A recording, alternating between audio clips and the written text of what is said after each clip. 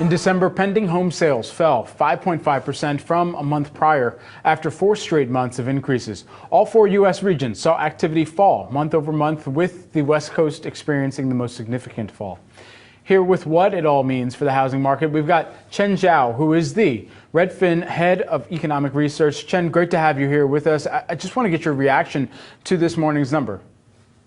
Hi, thanks so much for having me today. Yes, so pending sales did fall in December. Redfin also has a measure of pending sales that we released about 2 weeks ago, and that showed that pending sales in December was declined about 4.5% relative to November.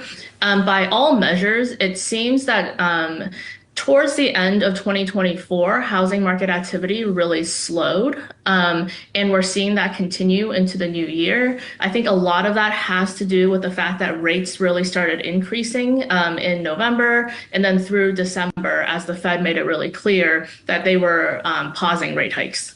Now, Redfin found that the typical home is taking nearly 2 months to sell. That's the slowest pace in 5 years, and that would point to what some would call or summarize as kind of stale listings within the market. What's behind that lag? So what we're seeing right now is this very interesting dynamic playing out in the housing market, where it is both the case that we don't have a lot of new listings, and when new listings come on, a lot of times, those that are especially priced right actually are snatched up really quickly, and it can be competitive. In some cases, you might even see bidding wars for some of those homes. But at the same time, homes that maybe are priced a little bit high or maybe not quite move-in ready, what you're seeing is that they are sitting on the market for a long time. So you're kind of seeing this really interesting dynamic playing out. And so, is there hope on the horizon for an end to the sluggishness that we've seen in activity? I think that the housing market is likely to remain fairly sluggish in the near term. However, there's really a lot of uncertainty this year, and a lot of this uncertainty really stems from, policies around tariffs or around, the government deficit, and a lot of these issues that really drive mortgage rates, whether they go up or down. And so really, depending on where we land on these issues, I think if we do see a little bit of relief in mortgage rates, we could see a decent amount of pickup in the housing market. We've heard President Trump talk about bringing down mortgage rates and spurring the housing market. Is there anything within the president's realm that he can do to ultimately bring those results? I think right now, if you're looking at what is keeping mortgage rates really high, I think there's a few fundamental factors. One is that the economy is strong, right? The labor market is very strong, and that's ultimately good news for American households. But that's also keeping the Fed from continuing to cut their policy rate, because inflation is sort of stuck just a little bit above their target rate of 2%, and the economy is not really showing any weakness, so they don't feel any need to be in a hurry to cut. And then in addition to that, what you also see is that there's a lot of uncertainty and fear about tariffs and what that could mean, especially for inflation.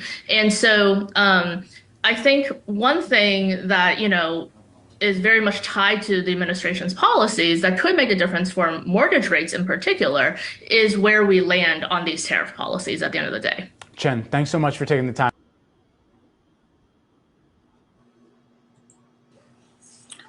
Yeah, so last month started a little slow. It was down 5.5%. So hopefully, by the January and the year going along, we hopefully see the housing market go better. So go ahead, Ronnie, man. What's your take? Yeah, so here's coming from Realtor.com. Depending on the home sale falling by 5.5% in December. However, compared to 1 month ago, pending sale declined in all the U.S. region within the West, according to the law. According to the law is just dropped. I think everybody already know what happened in the West. The California fire. A lot of stuff that's going on right now within the West. So right now, there's a lot of homes that are available in the market. It's just people are not buying homes because it's based on the area, pretty much based on the area and also the region. Majority of the time, people majority of the time people don't like to deal with the snow, the fires, the tornadoes, or the earthquakes. They like to go to some place that's very pleasant, that's very peaceful. But the places that are very peaceful, there's no homes available. Year over year, contract signing retreating all U.S. region within the Midwest, showing a large reduction, which was showing the largest reduction. So there are homes that are all available in the Midwest and also in the West, but people don't want to move there, especially right now with the LA wildfire. People, people just not they stay away from that as much as possible. But I'm just curious on like what area are people mainly focused on. I know people are always focused on Florida, especially Texas, Georgia, those type of areas, South Carolina, North Carolina. But I just want to. I'm just interested in this year because I'm someone who is looking to purchase a home. I'm just trying to see, okay, where are the other regions that people are looking at, so I can keep my eye on those type of regions. Go right ahead, Hakeem.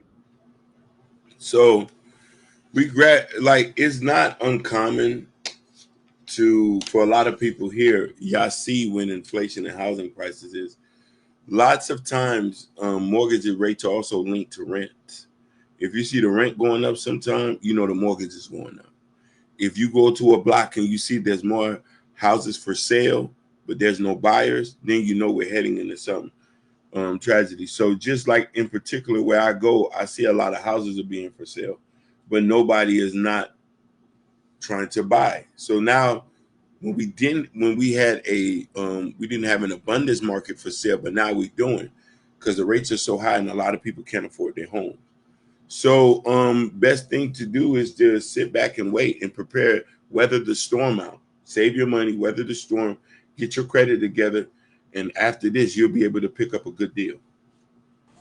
Yeah, I can reach 100%. I remember there was an area me and my wife just lived in when we first moved to LA, and I believe like a couple weeks ago, I was in the area and I drove around the area and everything, and I saw there was a lot of places like places around there, not really much houses, but like stores and stuff, where it's like on like was up on lease and everything, and I'm like, wow, that's crazy. So they must like be really raising up the the prices on rent and everything. So. And I'm curious. It's like maybe next year or two, what's gonna happen there. And my being saying that is when it comes to for the people know that they might go to work, drive around and everything. If I was if we people you guys like if there's a certain area you might used to live in or you want to move in, just really look around and look at the areas that you see that where they're building houses, where people are buying that. Not necessarily in the city. Go out to the outskirts, some place that might be an hour and a half away from you, 45 minutes away from you, and see why is people are moving out in the area or why is people moving into this area. And the thing is, it's like you really don't have to look at the news. You can just literally go out, drive, and just look at the area and see, where people are really migrating at. Either they buying or they leaving. And it's real simple. And it will, and like I said, and it kind of tells you of an area that you want to move in. It's like, is this the best place for you as a single person or somebody that's in a relationship, marriage with kids and everything? Is this the right place for you to live in at this time that we're in right now? So yeah, it's important to to like I say, do your research.